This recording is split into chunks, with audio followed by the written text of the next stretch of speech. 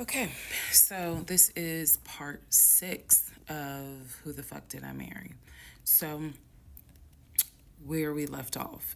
So, obviously, my doctor had called and told me there was no heartbeat, the pregnancy was not viable at that point, and I was cramping and spotting at work. Went into my best friend's office and immediately started crying. She was like, "What's going on?" And I said, I told her what the doctor said. And she grabbed her keys, grabbed her purse, and was like, "Let's go. I'm taking you home." On my way home, I called my boyfriend and told him what the doctor said. And he was like, "I'll meet you at home." So he was coming from Duluth, went straight home. And so about 24, 48 hours later, I had a doctor's appointment. And my doctor gave me 3 options. First option, let everything happen naturally. Your body will expel the fetus on its own.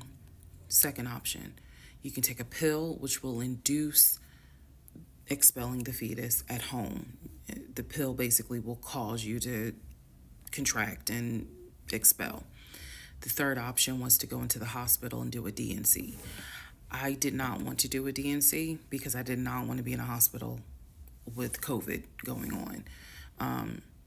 And for whatever reason, I did not do the option of let it happen naturally.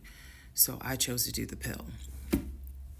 His birthday was June 17th. My ex's birthday was June 17th. So the decision was made, we're going to celebrate his birthday that day, go out to eat. And then that night I would take the pill because we both were off from work the next 2 days, next 2 or 3 days. So went out to eat to try to celebrate as best we could, and then took the pill that night. That night was the most traumatic, excruciating pain I've ever put my body through. I do not recommend any woman, if prayerfully you don't have to go through that, but I don't recommend taking that pill. If you don't have to, don't do it. I spent the whole night in the bathroom just crying in so much pain. They gave me a narcotic. I couldn't take it because I found out I was allergic to it. So it was causing me to like projectile vomiting.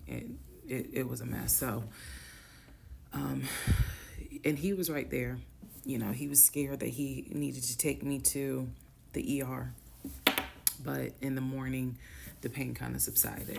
So about 72 hours later, I had another doctor's appointment where the purpose of this appointment was to do an ultrasound to see if everything had passed.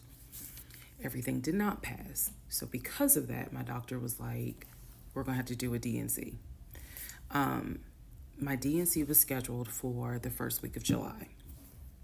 My boyfriend, my ex, was going to take me. That was always the plan. 2 days before my procedure, he comes home and tells me that he is up for a promotion. He's up to be promoted to VP. Because of this, the president of the company, is coming in, and it was going to be this huge business meeting he had to go to. The business meeting was scheduled for the day of my surgery. And so I'm throwing a fit because I was like, you there's no way you can do that meeting. Like, I need you to take me to the hospital and all this other stuff. And so he offered to have his sister take me to the hospital. Apparently his sister lived in Douglasville. I was like, no, because I've never met her. Like, I'm not having a stranger take me to the hospital. No, this is a private situation. I don't want to do that, blah, blah, blah. So my aunt had offered to take me. And then my friend who took me home from work had offered to take me. So at that point, we get into an argument because he's like, my sister is, you about your family, so why can't she step in? And I was like, nah, because I don't know her. Period. I don't know her. So my friend offers to take me to the hospital because I was all distressed that he's saying he has a business meeting and he can't take me. So I remember being on I-75 on the connector on the phone with her crying because I was so embarrassed that he wasn't going to be the one to take me and that I was needing to rely on someone else to take me to the hospital in order to get a D&C done. And she was really great. She was like, girl, this is why you have a village. Like, it's okay. Things happen. The world is crazy right now. I will take you. You're going to be okay. So he did not take me to the hospital for my D&C. My friend did. She could not stay because of COVID protocol. So when they wheeled me into pre-op after I got checked in, I texted him and was just letting him know, hey, here's the update. I'm about to, I'm in pre-op. They're going to get me prepared to go back to the surgical ward or whatever. And the response I got was from his new executive assistant named David.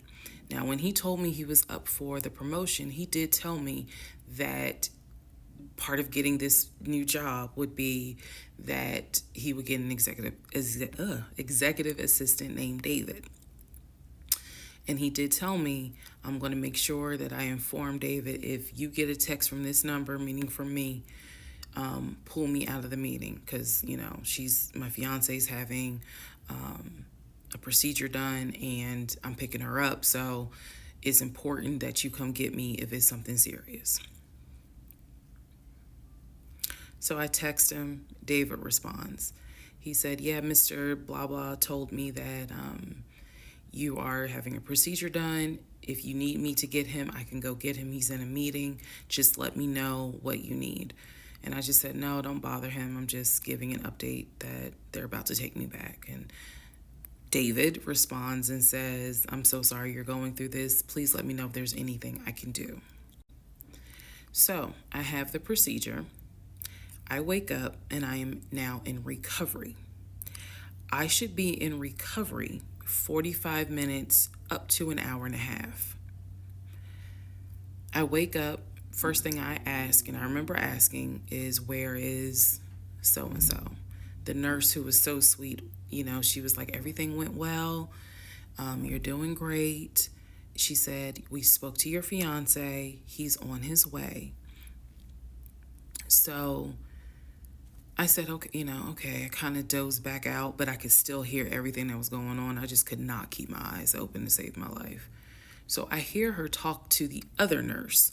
And that's when she said, yeah, Dr. So-and-so called her fiance and his executive assistant picked up.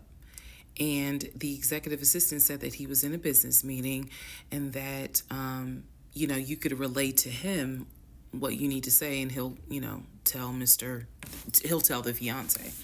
And my doctor was like, hell no, HIPAA, I need to speak to him. So apparently my fiance called the doctor back about 30 minutes later, and the doctor informed him she'll be ready to be discharged in about an hour. You can make your way and come pick her up. He said he was on his way.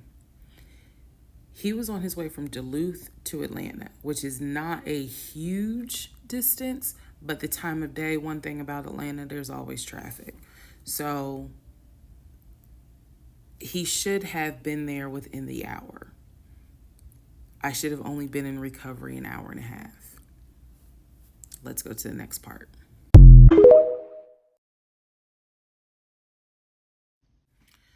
Part 7, who the fuck did I marry?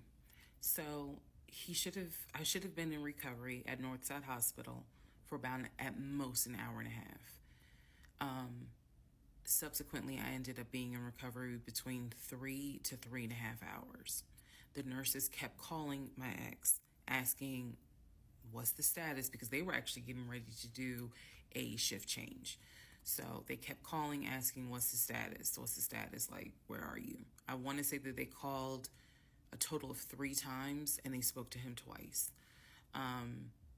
So at this point, I knew that they were all like, where's her fiance? Like, what is going on? He said he was stuck in traffic, and so he was making his way there. He eventually did get to Northside Hospital, and they wheeled me down because, again, he couldn't come in just because of the protocols. So when I got in the car, and I'm in pain, but yet drugged up, couldn't keep my eyes open, couldn't really, I was just out of it. But I remember him calling my aunt and my mother and letting them know I picked her up. We're on the way home. Let me get her settled, and then I'll give you guys an update. I remember that. What I did not know was that he had texted my aunt and my mom and asked them to not bother me for like a week. Like, just please don't reach out to her. Let her just rest. I am from New Jersey. I am from an African American family. You don't tell my black mama or my black aunt that, please don't bother her for a week. I didn't know this at the time, but I'm just interjecting that part. I'm trying to stay in the timeline, but he did apparently do that, and my aunt was like, "Well, I will fuck you up." Anyway, so go home. He waits on me hand and foot. I recover. Just needed about 24 to 48 hours to just get my mind right. During this time, in between when the house in Douglasville fell through, we had not talked about a house.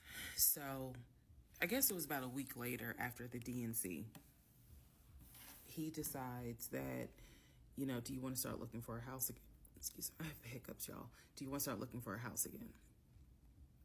Because of what happened with the house in Douglasville, I felt like I was smarter this time to say, I want to be involved in every aspect, because I don't know what the fuck happened with that house in Douglasville. But what I do know is that he lied to me. I didn't know then what I know now. I just knew he lied about I knew he lied about being under contract. So I told him, I said, I don't want to work with your friend who I've never met, never talked to. I know that he has talked to him because he's talked to him in front of me. And I'm going to demonstrate on one of the videos how he used to do his phone calls. Don't worry, it's coming. So we found a new real estate agent. Really nice guy. His name was Scott. I am using his real name. Really nice guy. And we told him what the budget was. And Scott was like, okay, when you guys are ready, we can start looking at houses. Try to look for houses that are empty, because you can actually tour those. If it's a house where someone's already living in there, chances are it's going to have to be a virtual tour because of COVID. So I found a house that I absolutely, in total, we must have looked at about 15 houses. But I found a house in Smyrna that I absolutely loved. We toured the house. Everything about this house was perfect. The house was listed for $699,000. It was a brand new construction build. The only issue was that the basement was not finished, and he wanted the basement to be his man cave. Again, I went with him to tour this house. So this was already feeling very different than the situation in Douglasville, because we did not actually tour the Douglasville house. We only did a FaceTime virtual tour. This house in Smyrna, we toured. We toured this house more than once. And it was gorgeous. Fucking gorgeous. So we talked about it. He said that he had the money. Again, the price was $699. He said he felt comfortable putting in an all-cash offer. If you remember on the videos before, he told me he had money in his savings from when he played football. So when he said an all-cash offer, even I knew, you got that kind of money? Like, where you can cut a cashier's check for $699,000? And he told me he did. He had money in savings from when he played football, and he was very comfortable paying all cash for this home. So the real estate agent, Scott, sent over the paperwork. The paperwork was sent in both of our names. It was sent to my email. That was another thing that I changed after Douglasville. Everything gets sent to me, and then I will be sure that he signs it. So he sent it to me. I looked over the offer. We were going to put in an all cash, full price offer with a request to have the basement finished. Also, we were requesting for the seller to give us an answer within 24 hours. We were requesting a quick closing.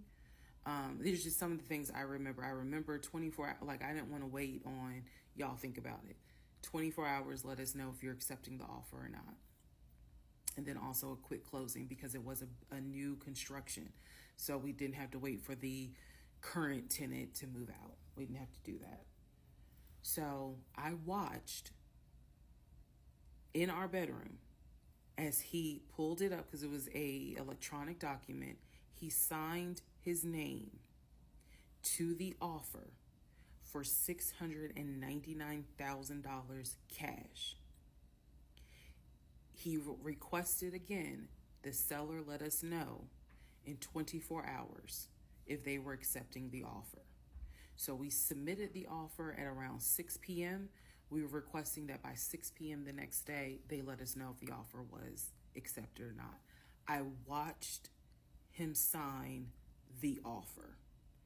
I sent the offer back to Scott from my email. All parties had signed. Scott texted us and said, I got it. I'm submitting it. I will let you know what they say. Let's go into part 7. Sorry. Let's go into part 8. Good grief, this is getting long.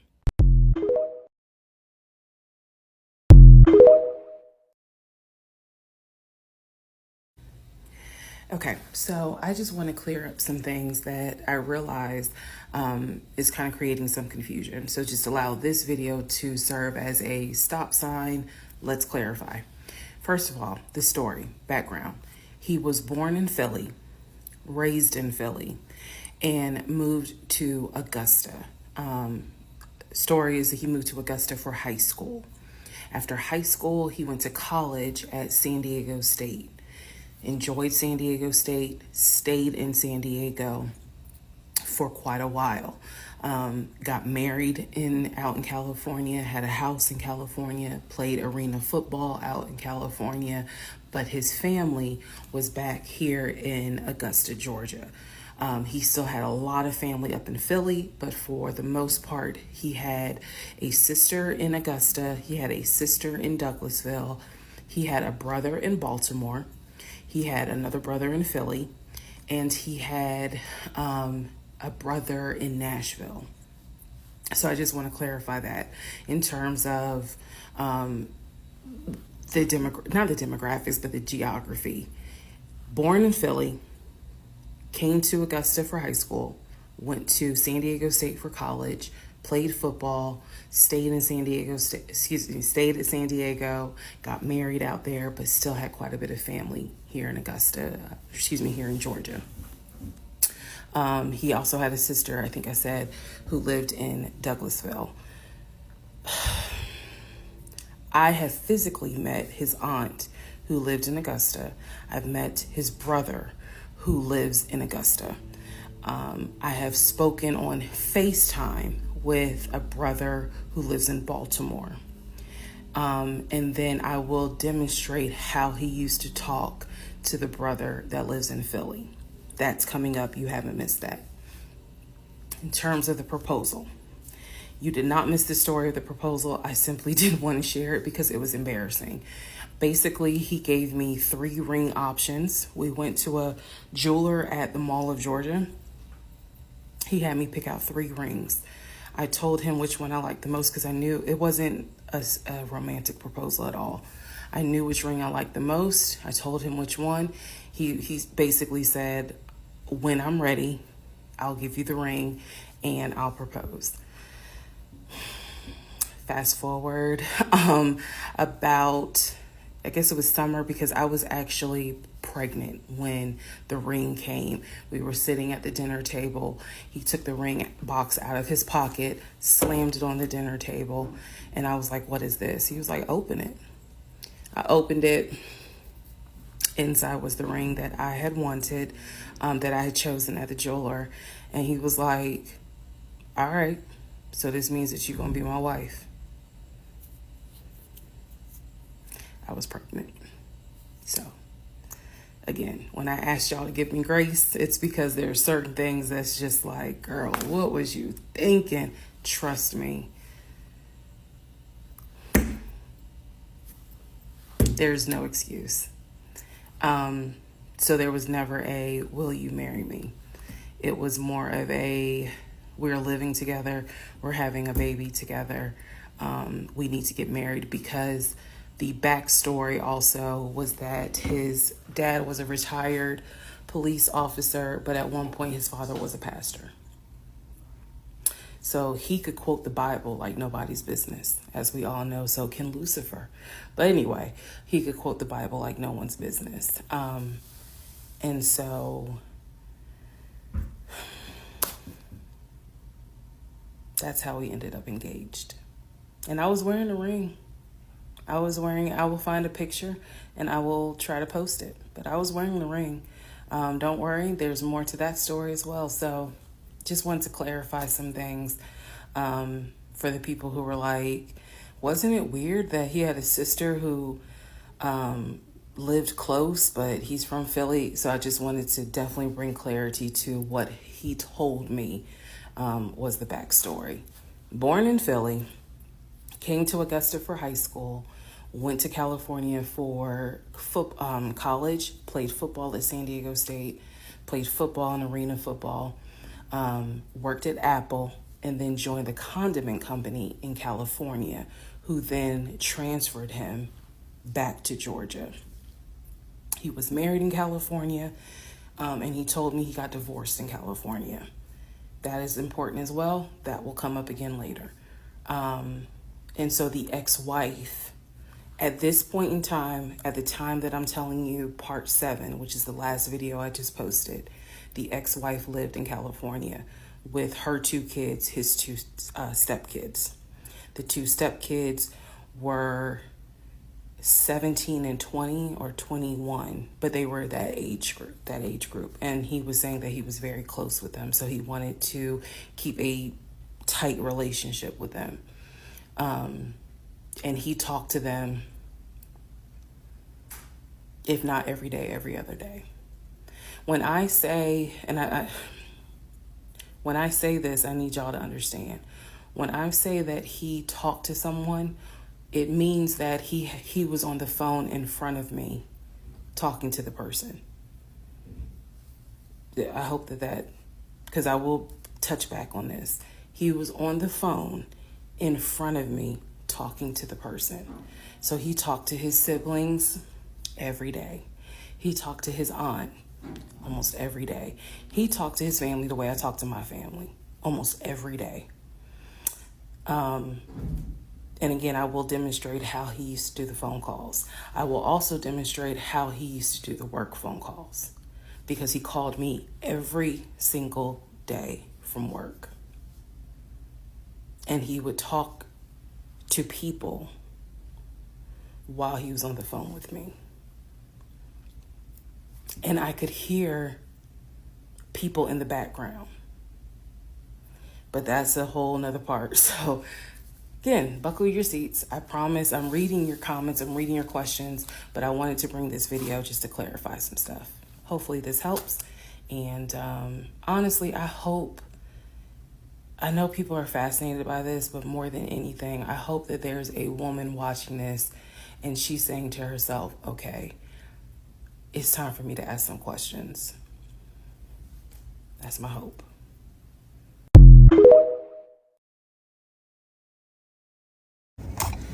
All right. Part 9 of Who the Fuck Did I Marry? So we're pausing on the house stuff. Let me tell you about the car. So when I met my ex-husband, I was driving a 2012 Nissan Rogue, fully loaded. It had quite a few miles on it, but it got me from A to B. It was in good condition, but I was upside down in the car. He was driving a 2018 Ford Taurus, sport mode. I know he had a sport mode on the car, and I love driving that car. When he told me how he was a regional manager, he told me that one of the perks that came with the job was that he would be getting a company car. And so we spent time going to Range Rover of South Atlanta. We spent time going to Jaguar. We spent time going to BMW. We spent time going to Ford, which was on Mount Zion in Morrow, if you all are familiar with that area. He test drove a whole lot of cars. In the end, he decided on a BMW sedan. I was there when he test drove the car. I got in the car with him. I loved it. And he explained to the salesperson, you know, I'm getting a company car. I need to get a printout of the full price of the car, tax, tag, and title. Because what my company is going to do is wire over the money for the car. The salesperson was like, okay, you know, apparently that happens a lot. So he gave him a printout with the tax, tag, and title for the car. In front of me and the salesperson, he called the person in the finance department for his job. Obviously, I have no idea what this person's name is, but he called the person. He explained to them, this is the amount of money. He said the president of the company, so-and-so, has authorized for him to get a car, not spending more than, I think, $90,000 tax, tag, and title. The BMW came out to just under $90,000. And so I remember this conversation so fucking vividly. So he's on the phone in front. I'm sitting down, the salesperson sitting down at their desk, and he's like, they put me on hold. And so he's like, I guess the person comes back and he says, the price of the car is blah, blah, blah. He was like, give me a second and I can send you a picture of that printout that shows tax, tag, and title for the BMW. He gets off the phone. He takes a picture of it. He sends it to whoever. He waits about 10 minutes. He calls the person back. He says, did you get it? Apparently the person did get it. But the person who can actually physically do the wire transfer had gone home for the day.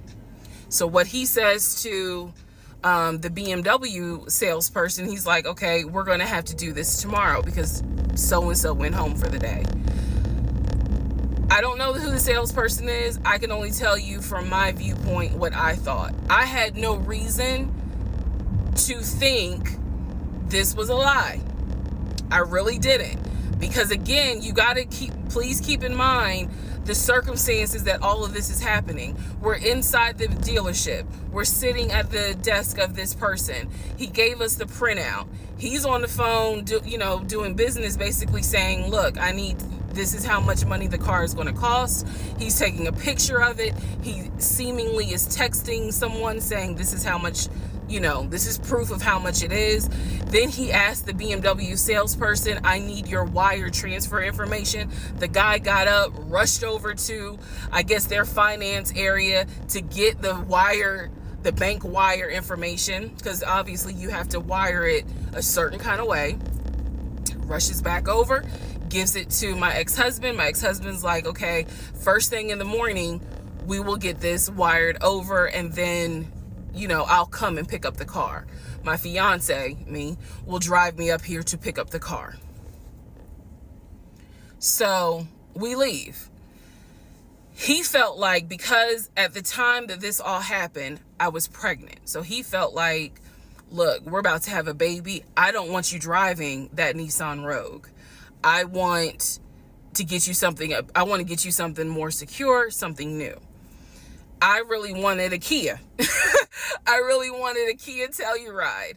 And he was like, well, let's look at the warranty. This man knew a lot about cars. He knew a lot about the warranty. He knew a lot about the depreciation value. And so he did talk to me a lot about what will we get the most for our money. We test drove, when I say we, I test drove a Kia Telluride, a Kia Sorento. He didn't like either of those. He had me test drive a Ford Explorer. He didn't really care for that. Then came time where he really wanted me to get a BMW. He really wanted me to get a BMW X5. So he took me to Global BMW Imports, which, if you know anything about Atlanta, it's off of Cobb Parkway, but you can see it off the highway. I believe 285 is where you can see the Global Imports BMW dealership. He took me there. He had me test drive an X5, an X6. He also had me test drive I think I'm gonna get the numbers wrong, a 525, which was a sedan. I did not like that. I wanted an SUV. I loved driving the BMW. He also had me drive an M Series, test drive an M Series. So he was very adamant that I should get a BMW.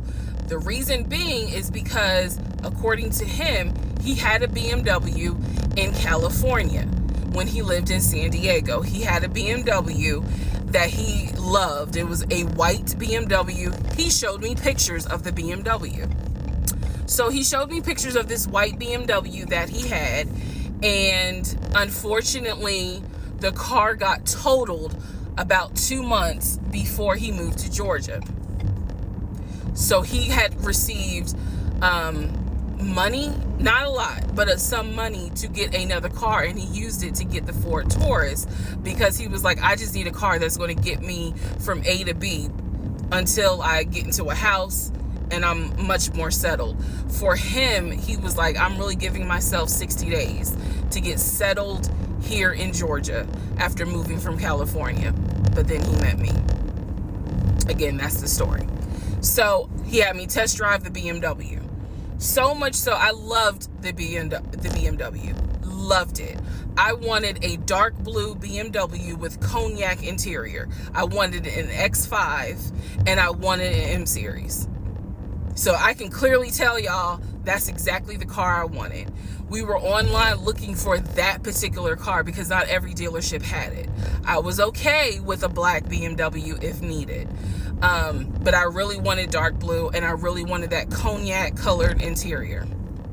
So he felt like, I want you to consider all of a sudden an Audi Q8. Let's just see how you like it. If you don't really like it, then we will go back to the BMW.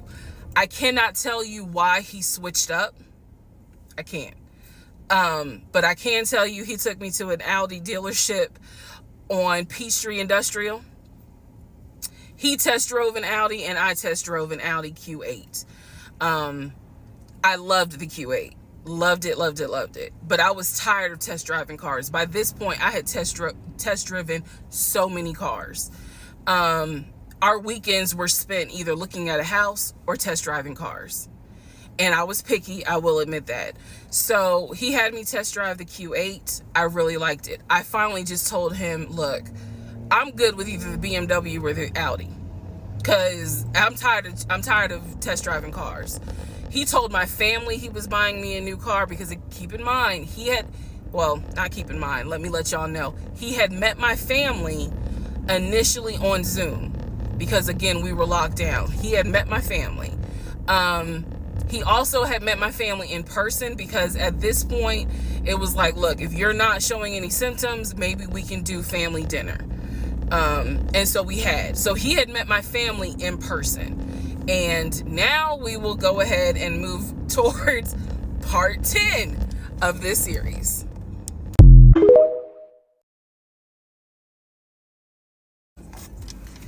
Okay, part 10. Who the fuck did I marry? Okay, had to sneeze. All right, so at this point, I had test driven all these cars. Kias. Hell, he even had me test drive a Nissan Murano. but the main two were BMW and an Audi.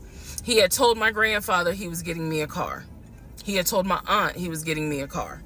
That he was going to, he was like, she's going to be my wife. I want her to be in something secure. So my family was really like, wow, wow. Who knew that he had this kind of money? And so I hated the fact that he did that, because anytime he got around my family, here's another red flag to put in the United Nations of red flags. He would always talk about money, and he would always brag. I never realized it in real time. I didn't realize it until I was out of the situation. He always bragged about the fact that he could fight, the fact that he had money, and the fact that he played football. Those are the three things he always bragged about. Back to the cars. So I told him, I was like, pick one between the BMW and the Audi, because you said you buying it. So pick one. So this man chose the Audi. So he takes me to the dealership. I wanted a white Q8. He does give me the printout of how much it's going to cost, tax, tag, and title, to get this Q8. Gentleman who's helping us gives him the printout. He's saying he's going to pay this money for the car out of the savings account that's offshore. That's the story. That's what he's saying. So he apparently is asking the guy, is there a holding fee? Can I pay a holding fee to secure this car while I'm working to get the money transferred? Because obviously with COVID, it's going to take long for the banks to transfer the money. Side note, I need everyone to understand, one of the reasons why he was able to get away with the stuff he got away with is because we were on lockdown. It's crazy because it's now 2024, but I don't know, do we all remember how it seemed like a lot of stuff stopped in 2020? Now, keep in mind, that's not an excuse I'm making, because shit still got done. But in terms of business as usual just was not happening in 2020 at this time. So when he's saying, oh, it's going to take a while for the bank to transfer the money, the gentleman who was working at Audi he didn't make a face. He didn't blink. He was like, I know it's going to take a while because of COVID. So basically what ends up happening is we leave. He has the printout. He calls the bank, or he calls his financial advisor, who does have a name. The financial advisor's name is Eric. I feel comfortable using certain people's names, especially if we find out they didn't exist. So he calls Eric. He tells Eric in front of me, hey, I need to transfer $72,526, whatever the amount was, because I'm buying a car for my fiance. This is the bank account information. Do you need me to give it to you over the phone, or do you need me to email it to you? Pause. I can't hear what the person's saying, but that's what he would do.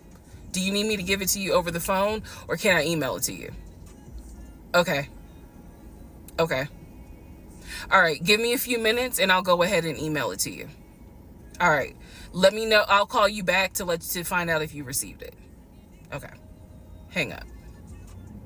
So I'm hearing this because, again, I'm not paying attention to, did I hear anybody on the other phone? Did I hear anybody on the other end? So he proceeds to type up an email, type up something, telling him this is the information that we need. I didn't think anything of it. He called me at work the next day to tell me that the money was sent to Audi, that he called Audi and he confirmed with Audi that they received the money. What he told me is that the car is going to be delivered to the house. Y'all, it's not that I lived in the hood, because I didn't, but I did not live in an area of Clayton County where you would have a brand new Audi delivered to your house. So I remember saying to him, I don't want that car delivered to the house, not yet, because I need to put that car in the garage. And my Nissan I only had a one car garage, so my Nissan was in the garage. So he said, okay, well, let me call them back and change the delivery date. Can you be home, or can you do a half day? So he's asking me, can you work a half day so that they can deliver the car and you will be home for it? I said, yes, that's fine. Because again, it's COVID. I'm working from home anyway. I only had to go in the office 2 days a week. So I'm at home the next day. He told me the car would be delivered between the hours of 1 and 3. Obviously, between 1 and 3, nothing happened. So 3 o'clock, I called him. He's at work. He sends me the voicemail. He calls me back. I said, it's 3 o'clock. No one ever came with the car. What's going on? And then I remember I was like, well, do I need to call Audi myself? Because I thought that you handled it. But if you didn't handle it, do I need to call them? And so whenever I would suggest I will handle it, he would get very, very defensive. Red flag number 472. So he was like, no, I will call Audi. Don't do anything. I'll call Audi and find out what's going on. Okay. So I'm at home chilling, cooking dinner, normal night. He calls me back and says, yeah, the car was stuck on the truck in Spartanburg, because apparently that's where their deliveries come from. So when he told me this, I was in the kitchen laughing, because by this point, I will be honest, and I told y'all I'll be honest even when it makes me look bad. I was guilty of, on one hand, I believed him, and on the other hand, I was like, let me see what lie he come up with. Let me just see. But keep in mind, my brain was really like not rationalizing, not comprehending how deep the lie was. I just thought that no one told him the car was going to be delivered, and he made that up. I had no idea how deep the lie went. So he said, the car's in Spartanburg. It should be delivered this weekend. The weekend came, he had a whole other excuse. I don't remember what the exact excuse was as to why the car was never delivered. I do remember we got into an argument, and I was like, don't even worry about it. I'm going to get a new car my damn self. I don't even need your help. Which is probably one of the worst things you can tell a narcissist, because they love to be the hero, it's all about them.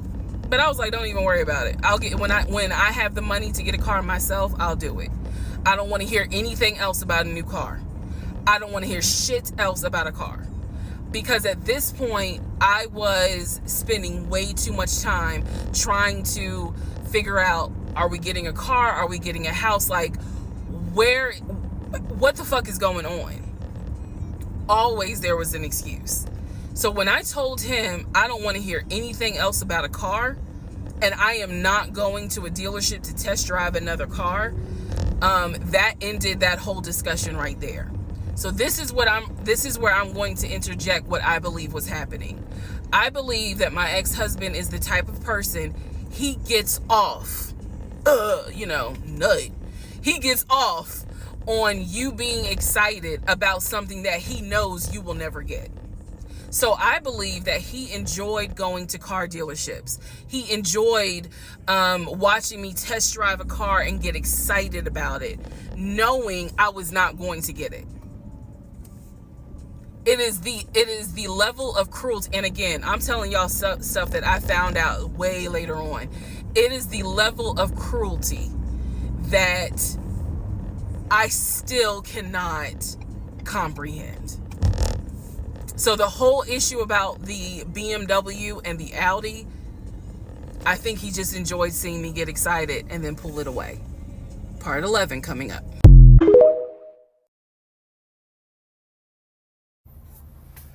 All right, part 11. So for this part, I'm just going to give you some backstory on the family. Pause all the stuff about the house. Pause the stuff about the car. This is backstory on his family, my ex-husband's family. All right, follow me. My ex-husband's parents, mom and dad, are both deceased. Mom passed away from cancer. Dad passed away shortly after her. I'm not sure what he passed away from. So he has a number of siblings. He has two, with his parents, he has two siblings, two brothers, excuse me, two brothers. One is older, lives in Philly. One is younger by 2 years, lives in Nashville. He has two sisters. One, Shantae, is older, lives in Douglasville with her husband and two kids, a boy and a girl. Younger sister, Kim, is the baby, lives in Augusta with her husband, worked at, I think he told me, Procter and Gamble. That was the story. He had two half brothers that were through his dad. One brother lived in Baltimore. The other brother lived in Augusta. The brother that lived in Augusta, I have physically met in person, shook hands, hugged, all that. The brother that lived in Baltimore, I have FaceTimed with, talked to him. The brother that lived in Philly, the older brother that he looked up to, I have never talked to him on the phone. I would always talk to him through my ex-husband. So the conversation would be like, hey babe, brother so-and-so said hey. He didn't call him brother so-and-so. We'll call him John. John said hey. Hey John. I would be in the bathroom doing my hair, brushing my teeth. Hey John. And he would be like, did you hear? He said, how you doing? I was like, I'm good. How's he doing? Because that's just me. And so he would relay back and forth, back and forth, back and forth. He talked to John every day from starting around July after the grandmother passed away. He would talk to John every morning. We both would be getting ready for work and he would be on the phone with John. They would be talking for 30, 40 minutes, talking about football, talking about other siblings. They would be talking about cars. It was really like not a big deal. They would talk about the brother in Baltimore. They would talk about the brother in Augusta. And then they would reminisce. This is the conversations I could hear. Let me explain. When I say I can hear a conversation, what that means is I am physically standing near him or next to him where I could hear him with the phone up to his ear talking to someone, because it wasn't me. Okay. I may not hear the other person because the phone call may not be on speakerphone. But what I hear is, for example, I hear, hey man, what y'all doing? Oh, for real? Y'all barbecuing this weekend? What y'all making? Oh, that's what's up. Nah, I think me and her gonna stay in this weekend because, these numbers is looking crazy with COVID. Yeah, she over here. She's just sitting right here. She watched the TV. Okay, hold on. John said, hey. Hey, John. You heard her? Okay. All right, bruh. I just wanted to check in on you. That's the type of conversation I'm explaining. Okay, so I hope that gives a little more clarity about the type of conversations I'm hearing. So, I don't know why this light keeps going out. Okay, so that's how he would talk to his siblings. The grandmother passed away. He called me around April or May and told me that his grandmother passed away. His grandmother, on his dad's side, had died suddenly from COVID. She had symptoms. She went to bed and did not wake up. He was distraught. He was crying. He wasn't eating. He was just sitting there, listening to music, not watching TV, just sad, because he was like, my grandmother was always my support system. So from what I saw, it really bothered him. I did not think anything of it. I'm one of those people. If you tell me somebody in your family passed away, I'm gonna believe you, because I don't play about death.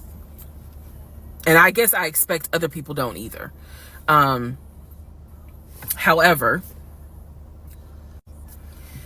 that is not the same for everyone else. But we'll get there. So, family. He had his sister, Shantae, who lived in Douglasville. Like I said, she was married with 2 kids. Apparently, she was a nurse. So, when I had my miscarriage, that was a sister that he was like, my sister will take you to the hospital. Like, that's what family does. Okay. I had never met Shantae. I've been on the phone, or excuse me, I've been around him when he was on the phone with Shantae. Never heard her part of the conversation. But he would be talking to his sister. That's what he said. That's what it sounded like too. Now, what is interesting is that we lived maybe 35, 40 minutes away from Douglasville. So there were plenty of times that he had invited me to go with him to his sister's house. Okay, let me tell you how this would always work out. Total times he invited me was probably 3 times for different barbecues or whatnot. The first time he invited me, I was like, nah, I ain't going because, again, COVID. And she's a nurse.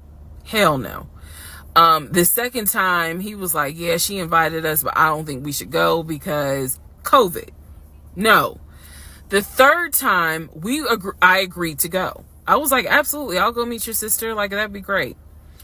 On our way to her house, to Douglasville, to go see the sister, apparently he got a phone call. The phone was always like on vibrate, but he got a phone call and he told me that something came up, and so she had to cancel the barbecue, the get together, whatever. And so I was just like, oh man, okay, well, hopefully we can go another time.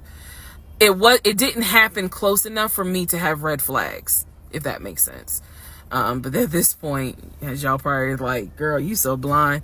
But again, I didn't think anything of it, because it's like, okay, it fell through. We'll reschedule. And so we just went out to eat, and then he talked to another brother, the brother from Augusta that he would have on speakerphone. So it was like, I didn't think anything of it. I really didn't. Man, and the more I talk about it, the more I realize, like, I'm not a dumb person, but it just never dawned on me the things that you have to now investigate.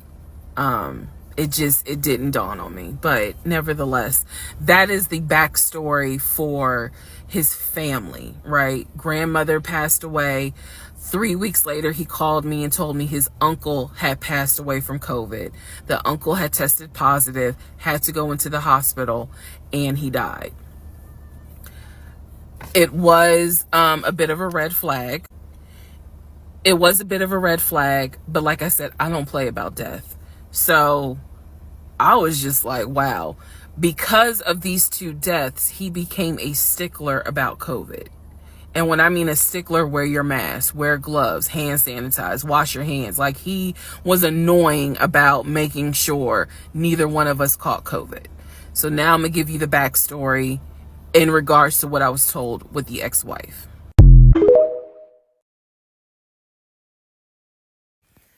Okay, I know I look rough, but it's okay. It's okay. Anyway, so this is part 12 of Who the Fuck Did I Marry? So this is the backstory on what I was told for the ex-wife. This is important. Pay attention. All right.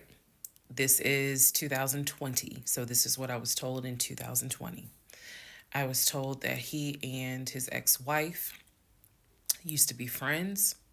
Then they started dating and subsequently got married. They got married in California. He had bought a house with the money that he made from arena football. They had apparently had gotten married on the downward of the arena football career.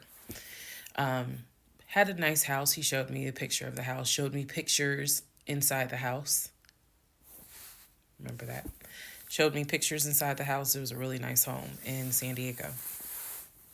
And Basically, what happened was that he came home from work early one day and I have the hiccup, sorry. Came home early from work one day and his wife was sleeping with another man. The man was in the house. He and the man get into it.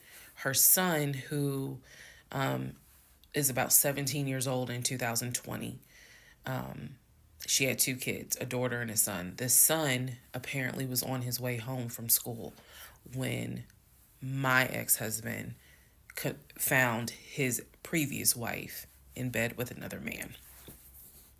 So the story goes that he and the guy fought. He kicked the guy out. He kicked his ex-wife out, but told her the kids could stay. The kids are not biologically his. Those are his stepkids. She was like, "You must be kidding. Like, I'm not leaving my kids here." The kids are old enough to where they were like, we don't want to go because you fucked up. We don't want to leave. So apparently she leaves.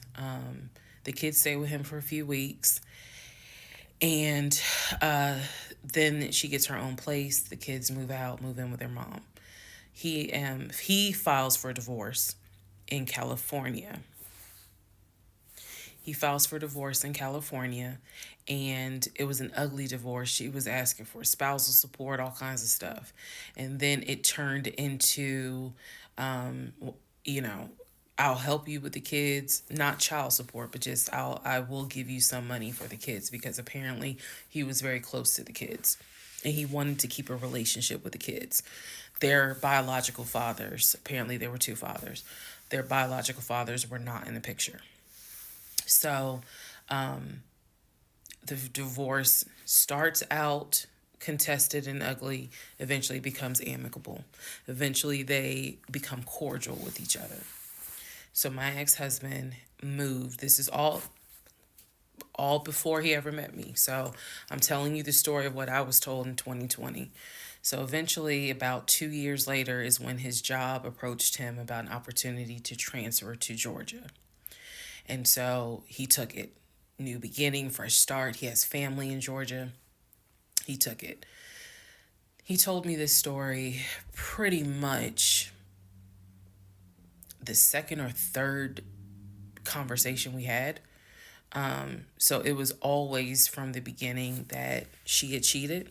He caught her, and he had filed for divorce, but he was still close to the kids. They still had a great relationship. I've heard him on the phone with the kids, just encouraging them, helping the 17-year-old like with homework. The kids really apparently wanted to meet me, and I was fine with that. He would send them money, if they needed something, because he loved the kids as if they were his own. I'm telling you the story as I was told it in 2020. So, let's see, around April or May of 2020, he informs me that his ex-wife has moved to Georgia. Apparently, she's staying with her sister in Gwinnett County. So, she has moved to Georgia. The two kids are now in Georgia. And so, when he tells me all this, I'm like, so what's that supposed to mean?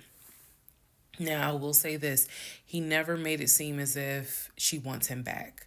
He never presented that. It was always, no, we're cool for the kids. We're cool for the kids.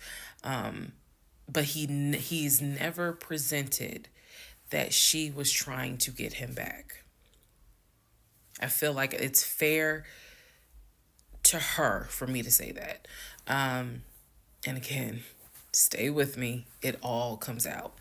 But that was the backstory in regards to the ex-wife, that they got married in California, they divorced in California, and then she eventually moved to Georgia, to Gwinnett County, after he had transferred to Georgia for his job. He did tell me that, every now and then he'll get a text message from her. He told me that he, told her when I was pregnant. He felt like she needed to hear that from him instead of hearing it from the kids. And we got into a bit of an argument about that. But honey, in the big scheme of things, that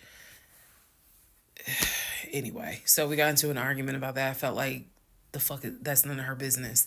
But that's the overall backstory of her. So remember, because there will be a quiz, but just remember, he met her in California, married her in California, divorced her in California. She moved to Georgia, to Gwinnett County after he moved to Georgia. Are we clear? Okay.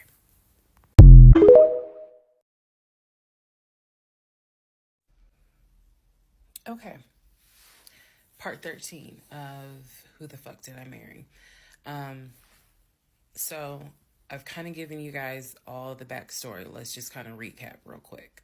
So I told you how we met in March of 2020. Basically, Georgia got shut down. I keep saying shut down, got locked down. We decided to quarantine together. I know it was crazy. It was crazy. I really liked him and thought he liked me. So I told you guys how we met. Things moved at a rapid pace. Met in March. Moved in together pretty much end of March, beginning of April. Found out I was pregnant in May. Lost the baby in June. Had to have surgery in July. Started looking for houses. Started looking at cars. All this stuff happened literally between March and in August is when I got my car. So, got a car in August. He paid the down payment for that car, which I was shocked by. And no, it was not a BMW or an Audi. It was a Nissan Altima, but I loved that car at the time. So he paid the down payment for that car. Told me he would help me with the car payment.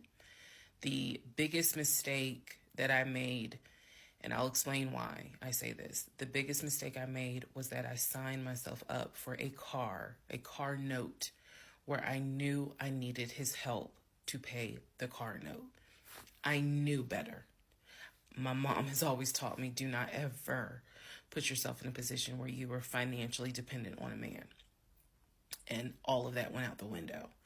And the reason why I say that was the biggest mistake is because when I have pulled back the layers of this whole monstrosity of life that I lived for 2020 and 2021, it really does boil down to the fact that I truly ended up marrying him more out of fear than anything else. And I'll expound upon that later. But I got the car in August, and by this point I was exhausted of looking at cars. I was mad that I didn't get a BMW X5 dark blue with cognac interior. And I was tired of looking at houses, getting my hopes up, looking at a house and picturing myself in the master bedroom, the kitchen, the island, all that stuff. I'm a visual person, and I was tired of getting my hopes up. So now we're going to segue into fall, going into the holidays.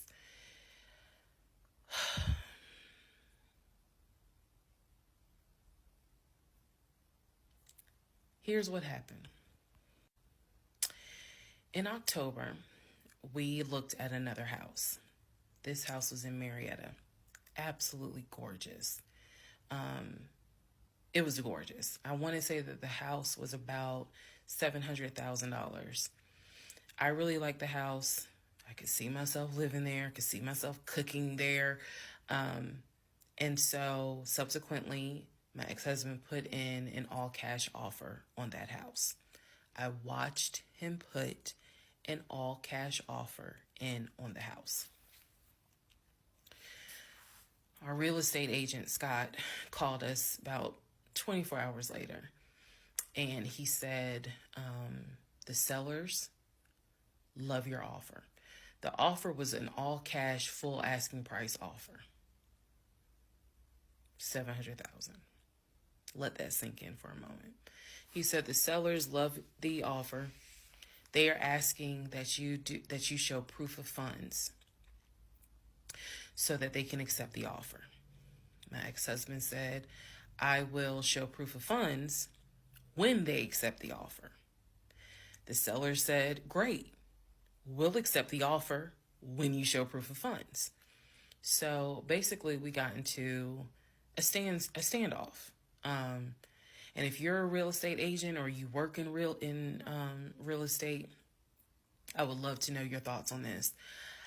I had asked people in my personal life, like, have you ever heard of this before? And I've had plenty of people who said, I side with the ex-husband. I would not show my bank statements until they accepted the offer. And then I had other people who were like, I wouldn't accept an all cash offer unless I verified that the person can pay. So I'm just curious what your thoughts are. Okay. So our real estate agent called us and was like, guys, the sellers are giving you 2 days to show proof of funds. I had the letter that he showed me from Chase. I sent that to Scott, but that was for a mortgage. The offer was for all cash. So he needed to show proof of funds that he had the cash to pay $700,000. He didn't show it. He refused to budge on showing them proof of funds until they accepted the offer because he was afraid that they were going to create a bidding war. So what ended up happening was Scott called us and said, I apologize because I didn't do my due diligence as a realtor. He said, before I ever started showing you guys a house, I should have collected your pre-approval letter and proof of funds. He said, so at this point, my broker has informed me that I cannot show you guys another house until you show at least us, meaning the real estate firm, until you show us proof of funds. And so I'm just like, well, I'm telling my ex-husband, just show them the fucking proof of funds. Like, what's the problem? And so it was a lot of, I find that this is really unprofessional because it's not our fault that you didn't do your job correctly. It got a little ugly and it got uncomfortable because I'm like, I don't understand why you don't show them proof of funds when you clearly just signed a document stating that you're putting an offer in at full asking price. This was the same thing that the realtor was saying. He was like, but you just signed an offer. So what's the problem? Like, you want them to accept the offer and then you'll show everyone the proof of funds? And my ex-husband, without missing a beat, said yes. So Scott did his best to work with the seller and say, look, accept the offer. He'll open the books. He'll show you the proof of funds. These sellers were like, no, that's not. And it wasn't so much the sellers. It was the seller's agent. Big respect to the seller's agent. But the seller's agent was like, no, that's not how we're doing business. He needs to show those proof of funds before I advise my clients to accept his offer, period. If he's not willing to do it, we'll go on to the next offer, because they did have another offer on the table for, it was less than asking price, but, they were willing to accept that offer over the all cash offer because those people had basically shown proof. So subsequently, the house fell through. We passed the 2-day deadline. They went with the other offer. Also at this point, our real estate agent, Scott, and I do not blame him for this, pretty much cut all ties, because what he, I believe, felt like was, I don't know what's going on, but something's going on. And this is not how I do business. So until you guys are ready to show the proof of funds needed to buy a house, you need to get yourself another agent, because we were already about 20 to 25 houses deep by this point. We had already put in 2 other offers. They fell through. And now here we are with this house. And once again, it fell through.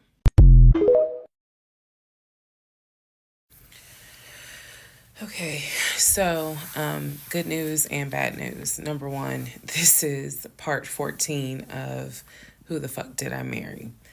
Bad news, this is going to be the last post for the night. And the reason why, good news, tomorrow's my birthday. So I'm just going to make this video, post it, and then I will pick back up probably Friday because honestly, I truly want to enjoy my birthday tomorrow. I just want to enjoy my birthday. All right, so y'all don't be upset. Just if anything, watch parts 1 through 14, then we'll be ready for part 15. So the house fell through in October 2020. And what I told him was, I said, I don't want to look at another house. I don't want to talk about cars. I want to get through the holidays because it was going to be a holiday season where I could not celebrate my family because of COVID. So I said, I just want to get through the holidays. I want to get through the end of the year. And we'll revisit stuff in January. I was very calm when I said it. No argument, nothing like that. And he said he understood. A lot of what fueled me staying in this situation really was the fact that number one, I didn't want to be alone. Number two, I didn't want to look stupid by having the relationship end so quickly for everyone to be like, we told you something was up. And number three, I was ready to get married.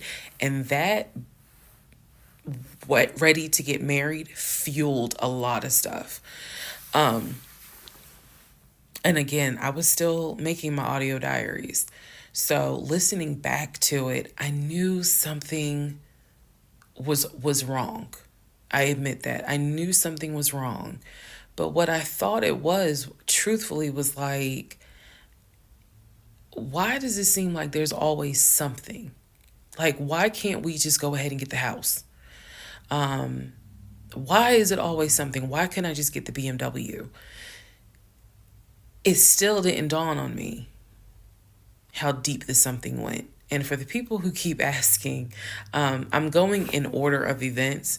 So yes, there will be a video where I explain how everything came out and what came out, what was true, what was not true. It's coming. I'm just getting all of this out in order. So I told him I didn't want to look at a house no more. I don't want to talk about houses. Do not mention the word Zillow. Do not mention the word realtor. Nothing. Let me just get through the holidays. And for myself, the question was, what do you want to do? You want to stay with him? Or do you want to cut your losses? And the part that kept me constantly second guessing myself was, what if he's not lying? What if he's not lying? Literally the conversation I had with myself was, there's no way he is lying about having money. You saw the paper from Chase. They don't just approve $750,000 for a mortgage for anybody. I've seen his checking account.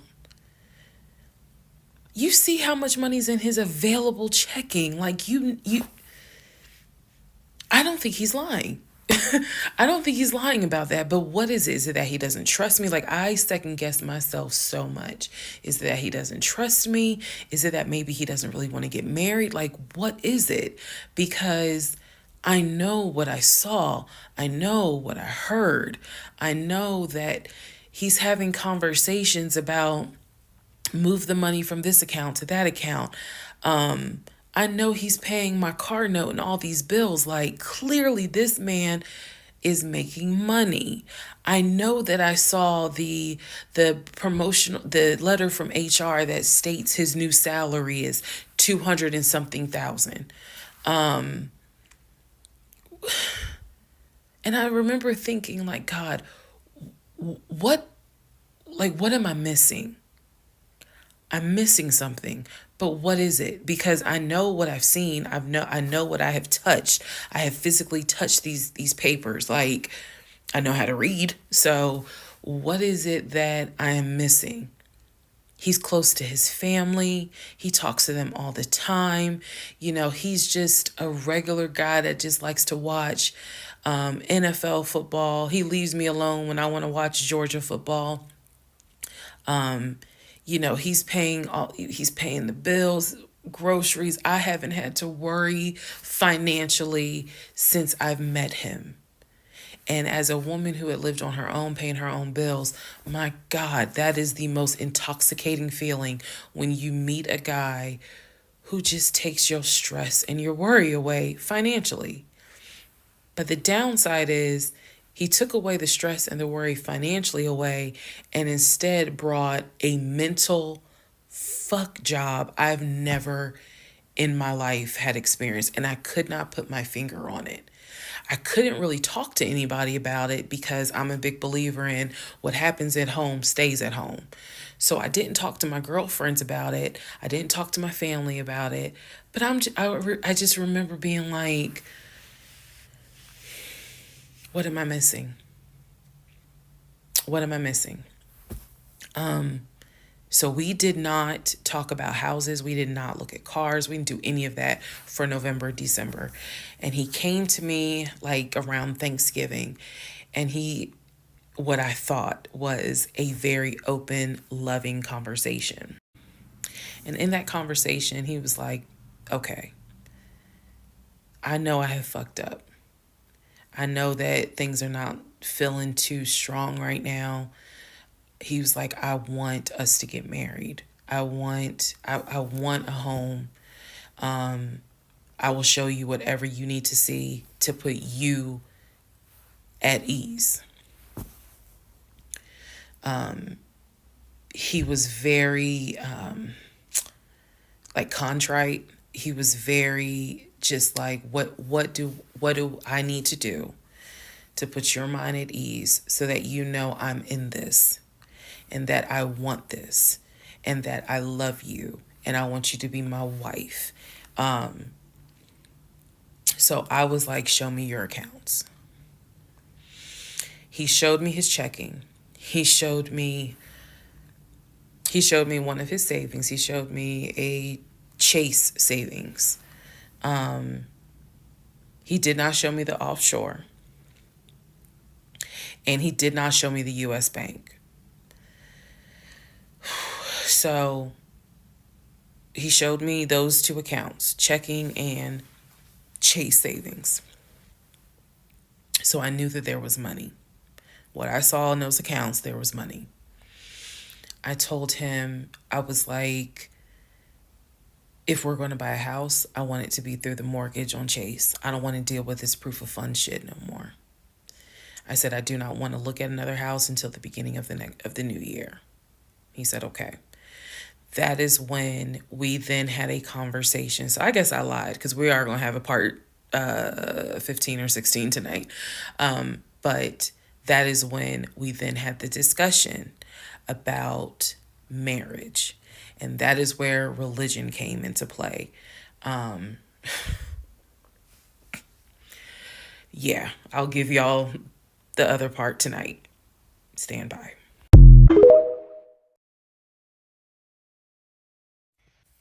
Okay, part 15. Who the fuck did I marry? So in December of 2020, around beginning of December, we had a conversation, kind of a come to Jesus heart to heart conversation. And both of us had grown up in the church, and the fact that we were not married but living together, the fact that almost had a baby together, bothered both of us. Both of our families, my family and his family, were very adamant. Like, okay, y'all either need to get married or y'all need to separate. And so I'm walking around with a ring on, which I'll post a picture of the ring because, God, there's so much to unpack. But anyway, walking around with the ring, And so he said to me, whatever I need to do my part to make this work, I'm willing to do. At the same time, it wasn't that I did not trust him as much as it was I felt like I wasn't trusting myself. Because again, like I said in the previous video, I know what I saw, I know what I read, I know what I've heard, but fuck, something was not sitting right with me. And every time I would question it in my head, the other side of me was like, okay, you know he ain't lying about the money because you saw it. So you know he ain't lying. Girl, are you that... Like, I remember saying to myself, are you that jaded that you don't even know what it's like to have a decent man? Yes, I really had the audacity to have that thought. So we agreed beginning of December, like, we wanted to be together. I believe I loved him. I believed he loved me. So the decision was made that we were going to get married. It's still COVID, so we had to follow certain protocol. So we filed our marriage license in Fayette County, Georgia, because you could not get an appointment in Clayton County to save your life. So we filed the marriage license in Fayette County. On our marriage license, it asked the number of previous marriages. He said 1, I had 0. It asked for our social security numbers. He put his social security number down. I put my social security number down. I mentally wrote down his social security number. And I did a background check. I did a background check after I had filed a marriage license. Yes, I know, but I did. The background check, nothing came back. It was like no results found. I did a criminal background check, nothing came back. So I thought one of two things. Either I had the wrong social, meaning I wrote down the wrong social, or my paranoia was unfounded. There's nothing wrong with him, because he has been always throughout the relationship a big stickler about law enforcement, following the law, because his dad was a retired police officer. So this is someone who has been... This is a guy who would check to make sure my tail lights were working, make sure my signals were working, make sure my oil was good, make sure I had enough gas in the car. So when the criminal history came back with no results, I was like, well, of course there isn't, because the man probably hasn't had so much as a speeding ticket. So we filed the marriage license, and then we made an appointment to get married, and waiting for the judge to come out of chambers so that she could marry us. And the reason why I'm pausing is because, my God, if I could go back and see that young woman sitting in that lobby.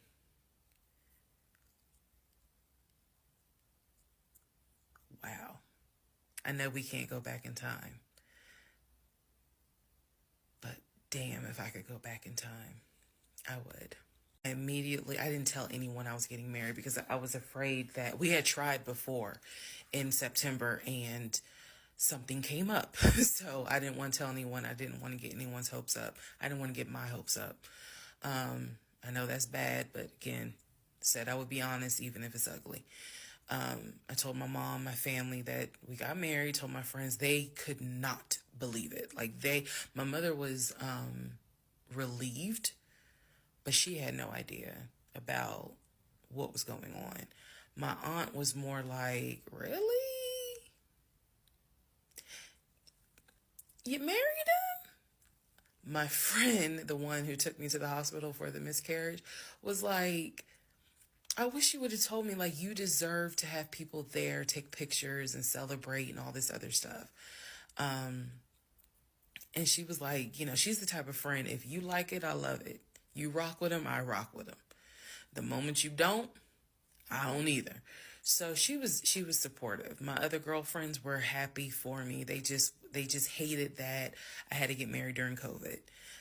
Because they were like, we would have loved to have, thrown you a bridal shower and a bachelorette party and all of that. It just sucks that you couldn't experience that. So we got married on a Tuesday. On the way home, stopped and got some wings. Went home, and I had to get ready to go to work the next day. And life. I got married January 5th. By January 31st, I knew I was in trouble. I still didn't know how deep, but I knew I was in trouble. So, to give you all a very, very, very candid idea, got married January 5th. The normal things that married newlyweds do when we got married completely stopped. And that was not by me. You always hear men talk about, man, now that we're married, she don't. In my case, it was the exact opposite. It was the exact opposite. So, anyway, because this is not a forum to be all R-rated or whatnot, but y'all get what I'm saying. So, we got married January 5th. January 6th, I went to work. It was, a lot of people congratulated me because it kind of word got out that I had gotten married. January 7th, I filed the paperwork to change my last name. And if you were following me, you can go back like 15, 16 videos, and I talk about how I had to change my name back to my maiden name. But I changed my name within about 3 days of getting married.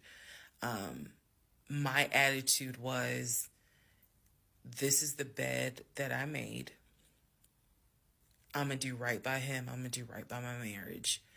I took marriage seriously. And when I married him, I absolutely married him thinking, I'm going to be with you for the next 40, 50 years. So we're going to have to figure this shit out. That was my mindset. I did not get married to turn around and be divorced in 6 months. But I got married January 5th, 2021. And by January 31st, I knew I was in serious trouble. So that is where we are. The next set of videos, the next set of all this will be me talking about how things went downhill before it crashed and I found everything out. In the meantime, tomorrow is my birthday. So, happy birthday to me.